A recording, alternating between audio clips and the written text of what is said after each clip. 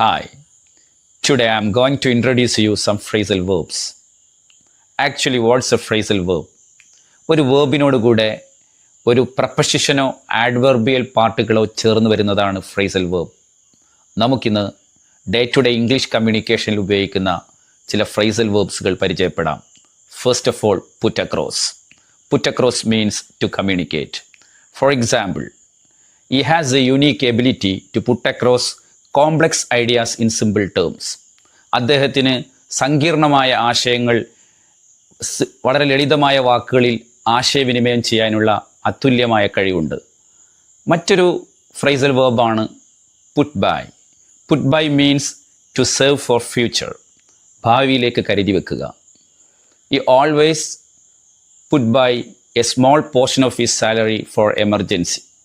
അദ്ദേഹം എപ്പോഴും തൻ്റെ സാലറിയുടെ ഒരു പോർഷൻ, ചെറിയൊരു ഭാഗം എമർജൻസി ആവശ്യങ്ങൾക്ക് വേണ്ടി, അടിയന്തര ഘട്ടങ്ങൾക്ക് വേണ്ടി മാറ്റിവെക്കാറുണ്ട്. മറ്റൊരു ഫ്രേസൽ വേർബാണ് put on. Put on means wear, ധരിക്കുക.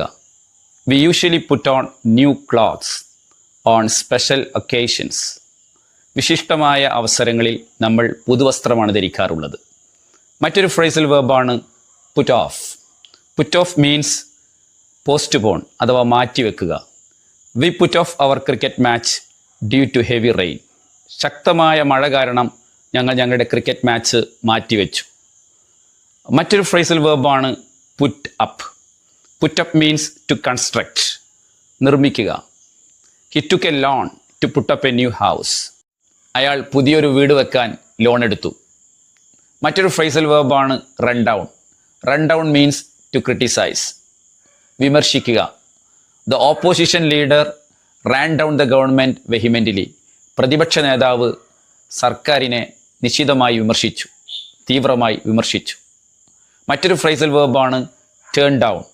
Turn down means to reject, നിരസിക്കുക. The manager turn down my application. Manager എൻ്റെ ആപ്ലിക്കേഷൻ നിരസിച്ചു. Next phrasal verb is put out. Put out means extinguish അഥവാ കെടുത്തുക. The firefighters swiftly put out the fire before it could spread.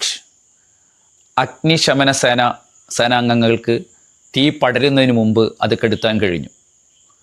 മറ്റൊരു phrasal വേർബാണ് put up with, which means endure or tolerate, സഹിക്കുക അല്ലെങ്കിൽ ക്ഷമിക്കുക. I can't put up with indiscipline. അച്ചടക്കരാഹിത്യം എനിക്കൊരിക്കലും സഹിക്കാൻ കഴിയില്ല.